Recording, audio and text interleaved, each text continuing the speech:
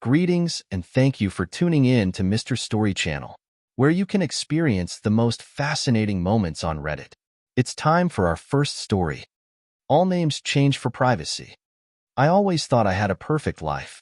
My name is Mark, 44 male, and I live in a cozy suburban neighborhood with my wife, Lisa, 45 female, and our two kids, Ella, 14 female, and Jake, 9 male.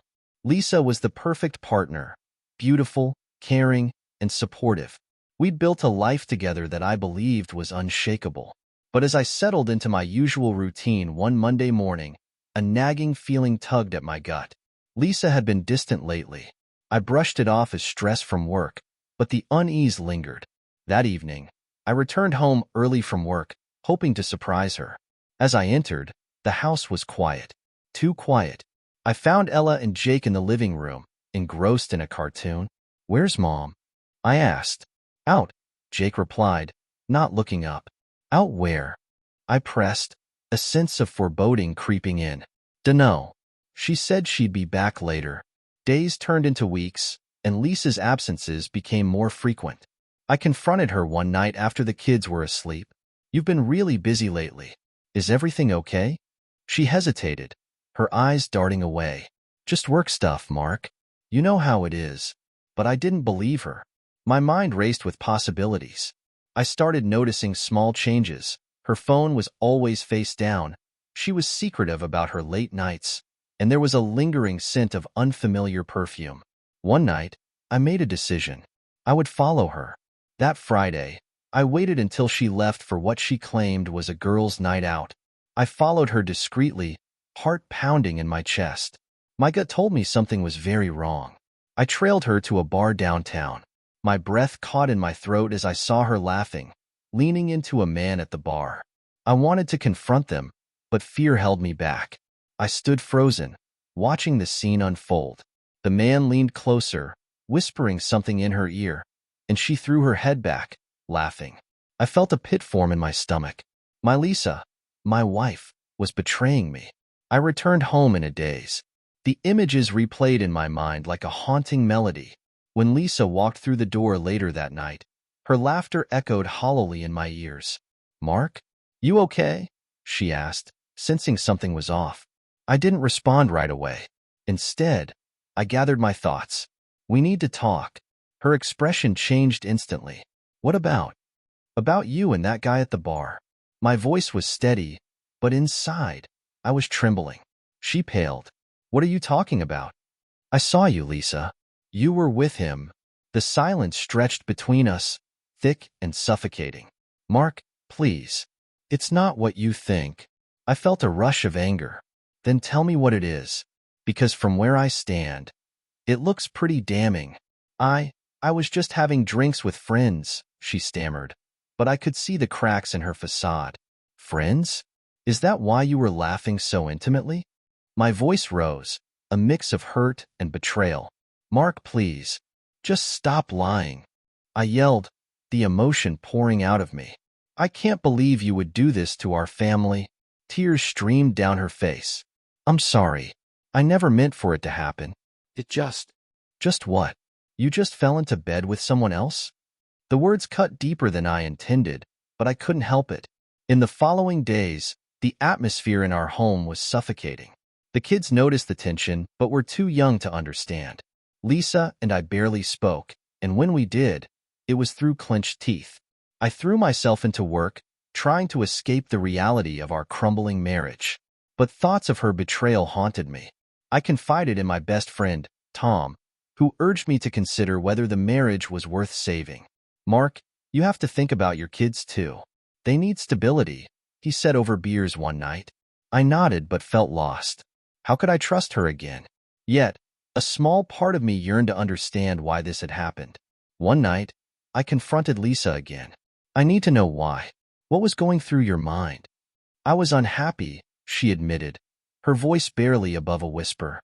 "I felt neglected, like we were just going through the motions." "Did you even try to talk to me about it?" I felt the anger boiling inside me again. "Did you think cheating was the answer?" "I know it was wrong," she cried, "but I was desperate for connection. I thought I could find it elsewhere." That night, We argued until the sun began to rise, but I finally realized that this wasn't just about her betrayal. It was about our marriage and the love we once shared. Weeks passed, and I contemplated our future. I knew I needed to make a choice. Could I forgive her? Could we rebuild our family? I sought counseling, both individually and together, hoping to find clarity. One evening, I returned home from a session, feeling more optimistic than I had in weeks. I found Lisa in the kitchen, baking cookies with Ella and Jake. The smell of chocolate chip cookies filled the air, a comforting reminder of happier times. "Hey, can I help?" I asked, trying to break the ice. Lisa smiled, a flicker of hope igniting in my chest. "Sure. Just don't eat all the dough." We worked side by side, the kids giggling and flour flying everywhere. For a brief moment, it felt like we were a family again. But as the evening wore on, a knot of anxiety twisted in my stomach. I wanted to trust her, but doubt still lingered. One night, while sorting through old family photos for a scrapbook, I stumbled upon a picture of Lisa with a different man. They were in a close embrace, their smiles bright. My heart sank. I confronted her. "Who is this?" Her face drained of color. "Mark, that was years ago. Before we met. Then why are you so close?" I pressed, frustration boiling over. "This looks more than friendly." "Because we were friends," she said defensively. "Nothing happened between us, right? Just like you were just friends with the guy at the bar." I shot back, my anger resurfacing. As we argued, I felt a wave of hopelessness wash over me. I didn't want to fight. I wanted clarity. "Maybe I need time apart," I suggested, my voice heavy with despair. "I need to figure out what I want." Lisa's expression turned desperate. "Please don't say that. I love you, Mark. I made a mistake. I want to fix this." But I couldn't shake the feeling that something was off. I spent the next few days in turmoil. I decided to investigate further, retracing my steps back to that bar. I spoke to a bartender, hoping to uncover the truth. "Yeah, I remember her," the bartender said casually. "She was always with that guy, Ryan. They were pretty close." "Close how?" I pressed. He shrugged. "They seemed flirty, but who knows? Just a vibe I picked up." I couldn't shake the unease. I returned home, and as I lay in bed, I received a call from an unknown number. Hesitant, I answered. "Mark," a woman's voice said, "I need to tell you something about Lisa." My heart raced. "Who is this?" "I'm Ryan's wife.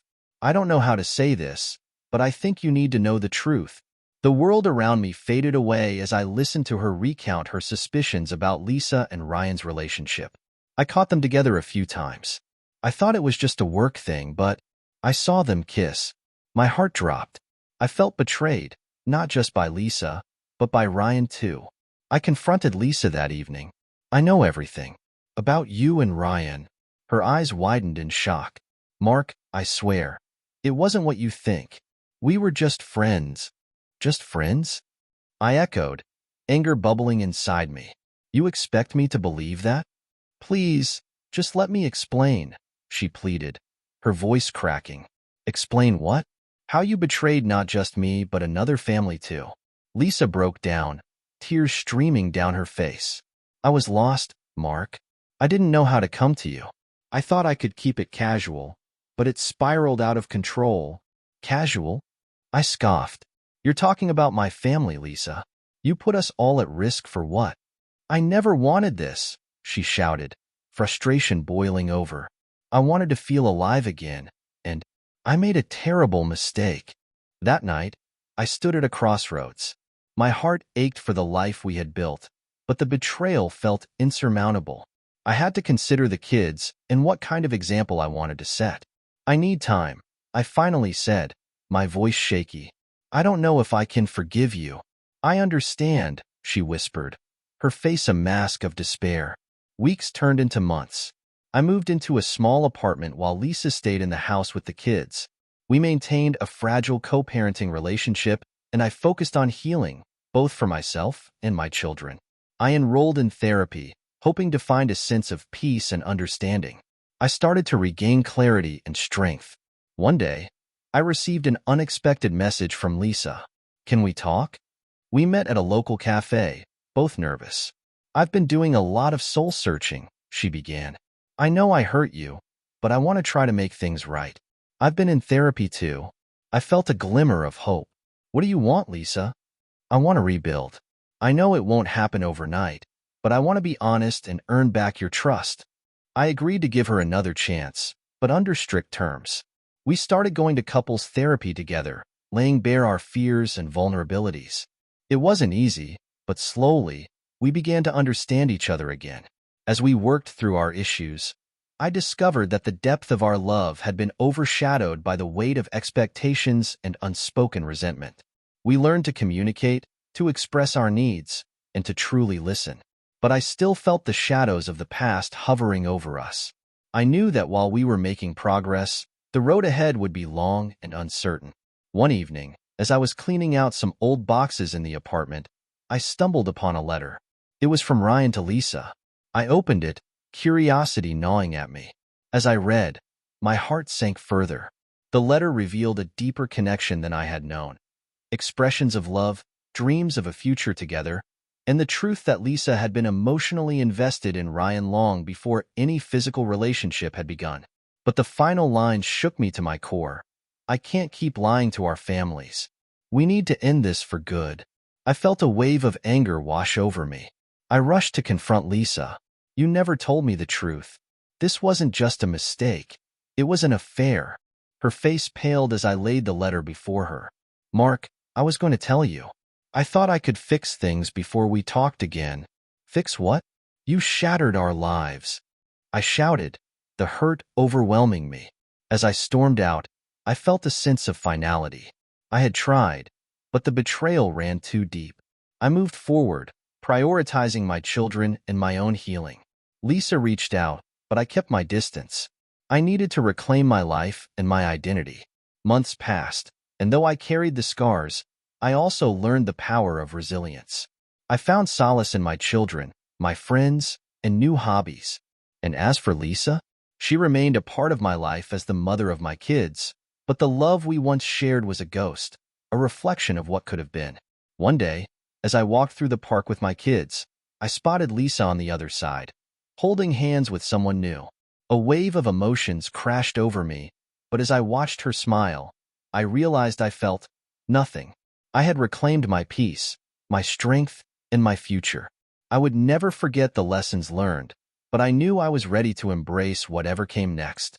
With a deep breath, I turned back to my children, and together, we walked toward a new beginning, leaving the shadows of the past behind us. If you are enjoying these stories, please give it a like and subscribe. We are trying to reach our first 100 subscribers. Thank you, and let's go for our next story. Guys, Opie revealed a little too much of her personal information in this one, so I have to do a little redacting before posting to preserve her privacy. But here it goes. Moving to Miami was supposed to be a dream come true. I'm Emily, 36 female, a freelance graphic designer, and after years of living in cramped apartments, I finally bought a charming condo. The vibrant colors of the buildings, the warm sea breeze, and the lively atmosphere filled me with excitement. As I settled in, I quickly learned about the Homeowners Association, HOA, that governed our small community. At first, I saw it as a way to maintain the beauty of our surroundings. Little did I know that beneath the sun-soaked surface, a storm was brewing. I attended my first HOA meeting with some of curiosity. The meeting room was packed, and the air buzzed with a sense of urgency. Helen, the HOA president, stood at the front, her demeanor commanding. "Thank you for coming," she began, adjusting her glasses. "We have several important issues to discuss, including the upcoming budget and our maintenance fees." I took notes, trying to follow along, but my attention drifted as I scanned the faces around me. Some residents seemed genuinely engaged, while others whispered among themselves, casting sidelong glances at Helen. A few members of the board were silent the whole time, and I couldn't shake the feeling that something was off. Over the next few weeks, I heard whispers about Helen and the board. At a casual gathering with my neighbors, I learned that she had been in charge for years and was known for her strict policies and abrasive demeanor. "She runs this place like a dictatorship," grumbled Tom, a neighbor who lived 2 doors down. "And don't get me started on the fees. They keep rising, but nothing seems to improve," What do you mean? I asked, intrigued. Let's just say there are rumors about how the money is managed, Tom replied, lowering his voice. Some of us think Helen is skimming off the top. I felt a knot form in my stomach. Was the HOA president really involved in something shady? My curiosity got the better of me, and I decided to dig deeper. I spent hours online, searching for information about our HOA and its members. I found some financial reports, but they were convoluted and difficult to decipher. It seemed like a lot of money was being collected, yet the community wasn't seeing any improvements. One afternoon, I ran into Sarah, another resident who often volunteered for community events. Hey, do you have a minute? I asked. I've been hearing some things about Helen and the HOA finances. Do you think there's any truth to it? Sarah's expression turned serious. I'm glad you brought it up. I've been wondering the same thing. Last month, we paid for landscaping services, but I haven't seen anyone come around. It's like our fees just vanish. Maybe we should look into it, I suggested, feeling a sense of urgency. Be careful, she warned. Helen doesn't take kindly to questions, but I couldn't shake the feeling that I needed to find out more.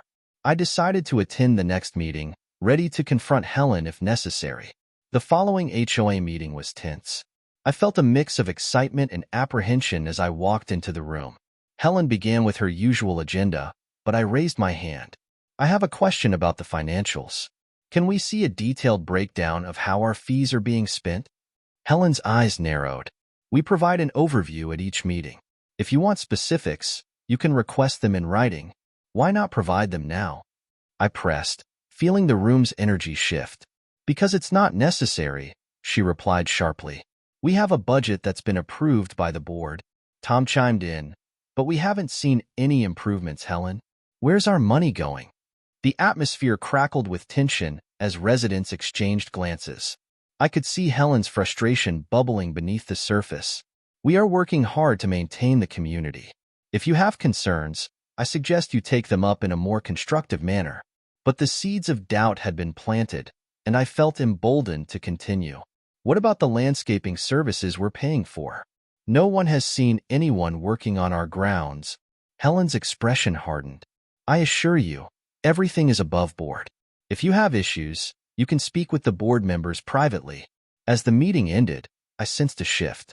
People were beginning to voice their doubts openly, and Helen's authority was being challenged for the first time. Over the next few weeks, I collaborated with Sarah and Tom to investigate further. We gathered documents, searched for discrepancies, and talked to other residents. It became clear that our community was divided between those loyal to Helen and those questioning her actions. One evening, Sarah and I sifted through HOA records at my place. Look at this, she said, pointing to a spreadsheet. These fees don't match the expenses. It's like there's a whole chunk of money unaccounted for. Do you think she's embezzling? I asked, a chill running down my spine. I don't know, but we need more proof, she replied, her brows furrowing in concentration. We spent hours digging, piecing together information. Just when I thought we were getting somewhere, I received a message from an anonymous source. Meet me at the park tonight. I have information about Helen. My heart raced. I shared the news with Sarah, and we decided to go together. That night, we arrived at the park, scanning for anyone suspicious. A figure emerged from the shadows, a man in his late 30s. Are you Emily? He asked, glancing around nervously. Yes, I replied cautiously. What do you know about Helen? He hesitated, then stepped closer. I used to work for her. I handled the finances for the HOA. I can tell you she's been pocketing funds for years. What? How do you know this? I pressed. I saw the books, he said, his voice trembling. She manipulates the records and keeps most of the money for herself.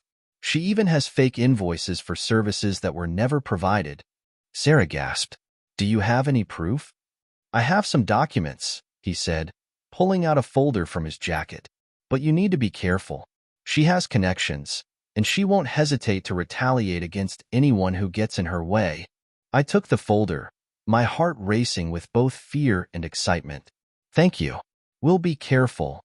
As we left, I felt a mix of adrenaline and anxiety. We finally had evidence, but the danger was far from over. The next HOA meeting was scheduled for that week, and I knew we had to confront Helen. Armed with the documents, Sarah, Tom, and I walked in, our resolve stronger than ever. Helen began the meeting, but I raised my hand immediately. I have something important to discuss. Emily, we're not here to discuss personal grievances, Helen replied, her tone icy. This isn't personal, I countered, pulling out the folder.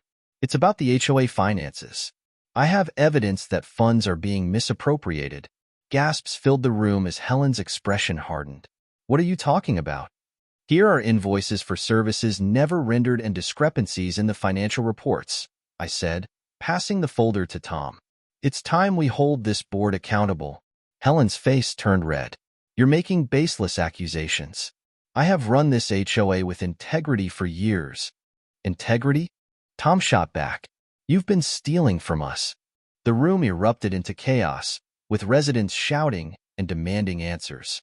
I felt a rush of exhilaration as people rallied behind us, but I also sensed Helen's fury. She stood, trying to regain control, but the tide had turned. After the meeting, we filed a formal complaint against Helen and the board. An investigation was launched, and I felt a sense of triumph knowing we'd stood up for our community. But the aftermath was anything but peaceful.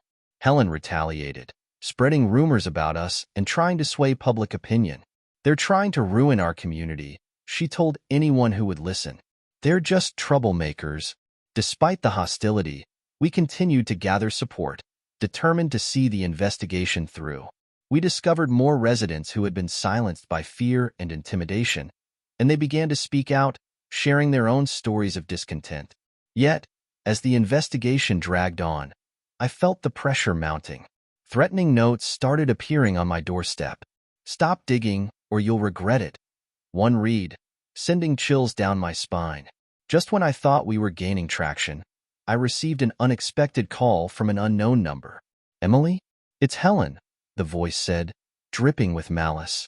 You've made a grave mistake. What do you want? I asked, my heart racing. I have something you might want to see, she replied. Meet me at the old community center. Alone. I hesitated, torn between fear and curiosity. But the thought of finally getting answers drove me to agree. I told Sarah and Tom where I was going, and they insisted on coming with me. When we arrived, the building was dark and eerily quiet. Helen stood waiting, her expression unreadable. I wanted to give you a chance to back off, she said coldly. Why should we? I shot back. You've lied to all of us. She stepped closer, her eyes narrowing. You think you've won? You have no idea what you're dealing with. Suddenly, she pulled out a file and tossed it at my feet. Read it. It's all the dirt I have on you and your friends. You really want to go down this path? I picked up the file, my heart pounding as I opened it. Inside were photos and documents that revealed secrets from my past. Mistakes I thought were long buried. I felt the ground beneath me shift. You're bluffing, I said, but my voice wavered. Am I? She replied, a satisfied smirk on her face. You think this is just about the HOA? This is bigger than you can imagine. As the reality of the situation sank in, I realized I had underestimated her. This wasn't just about money. It was about control, manipulation, and the lengths people would go to protect their secrets. With Helen's threats hanging over us, I felt paralyzed. But I couldn't back down now. I shared the contents of the file with Sarah and Tom, who were shocked. We can't let her intimidate us, Tom urged. We need to fight back. We decided to go public, bringing our concerns to the media. We shared our findings, including Helen's threats and the financial discrepancies. The community rallied behind us, and soon the investigation gained traction. Days later, an article appeared in the local paper, exposing Helen and her fraudulent activities. The community was outraged, and the pressure mounted for the board to resign. The next HOA meeting felt electric. Residents filled the room, eager to confront Helen and demand answers. I stood at the front, adrenaline coursing through me. You've betrayed our trust, Helen. It's time for you to step down. But just as I thought victory was within reach, Helen stood up, a calm demeanor washing over her. I have a surprise for you all, she said, her voice dripping with condescension. You think you've won? You have no idea what's coming. The tension in the room was palpable as Helen continued. I have proof that your little rebellion is based on lies. I've been keeping track of all of you. What do you mean? I demanded, confusion washing over me. I have recordings, photos, everything. You think you can just come in here and disrupt my authority? Her eyes sparkled with malice. You've just made the biggest mistake of your life. Panic coursed through the room, and I felt the weight of despair settling in. I had thought we were fighting for justice, but now it seemed like we were fighting a losing battle against someone who would stop at nothing to protect her secrets. As the meeting descended into chaos, I felt a surge of determination. We won't let you intimidate us, I shouted. We have a community that believes in transparency and integrity. Believe what you want, but the truth is rarely what it seems, she said, a chilling smile on her lips. The following weeks were tumultuous. Investigations continued, and the community rallied for change. But I felt the weight of Helen's threats hanging over me, unsure of what she had planned. Just when it seemed like all hope was lost, a break came. A whistleblower from within the HOA reached out, offering to provide evidence against Helen's fraud. This was our chance. We arranged a meeting, and I sat with Sarah and Tom as the whistleblower laid bare the details of Helen's operations. It turned out she had been involved in a larger scheme, manipulating HOA funds not only in our community but across several neighborhoods in Miami. Armed with this new information, we presented it to the authorities. The investigation expanded, and soon, Helen was facing criminal charges. The final HOA meeting was electric. Helen stood before us, a shadow of her former self. The community erupted in cheers as we celebrated our victory. She was finally being held accountable. But just when I thought it was over, the twist came. As Helen was escorted away by authorities, she turned to me and whispered, "You think you've won, but this isn't the end. It's only the beginning." In the weeks that followed, the community began to heal. We worked together to reestablish trust and transparency within the HOA. I felt a sense of pride in what we'd accomplished, but Helen's parting words haunted me. Days later, I received a package at my door. Inside was a DVD labeled, "For Your Eyes Only." My heart raced as I realized it was from Helen. I gathered Sarah and Tom to watch it together. As we played the video, my stomach sank. It contained recordings of conversations I had thought were private, where I had discussed my personal struggles and insecurities. Helen had somehow captured everything, and it was all on film. "I told you it wasn't over," Helen's voice echoed through the room. "You've opened a door you can't close." Fear gripped me. Had I truly defeated her, or had I simply set the stage for something far worse? Despite the lingering threat, I knew I couldn't let fear control my life. I decided to confront my past and take control of my narrative. I organized a community event to rebuild trust and resilience, inviting all residents to come together. As I spoke to the crowd, I felt empowered. We've faced challenges, but together we can create a community built on transparency and support, I said, my voice steady. The residents cheered, and I felt a sense of unity that I hadn't experienced before. We were no longer divided by fear. We were stronger together. In the months that followed, I continued to share my story, raising awareness about the importance of community and accountability. Helen's shadow loomed large, but I refused to let it dictate my life. As I stood at the beach one evening, watching the sunset, I felt a sense of peace wash over me. I knew that while the journey ahead would be difficult, I was ready to face whatever challenges came my way. Hey everyone, thank you so much for tuning in and watching until the end. Your support means the world to me. If you enjoyed what you saw and want to stay updated on future content, don't forget to hit that subscribe button and turn on notifications. By subscribing, you'll be the first to know when I release new videos, and you'll be helping to support my channel. So, go ahead and click that subscribe button, and let's keep this journey going together. Thanks again and see you soon.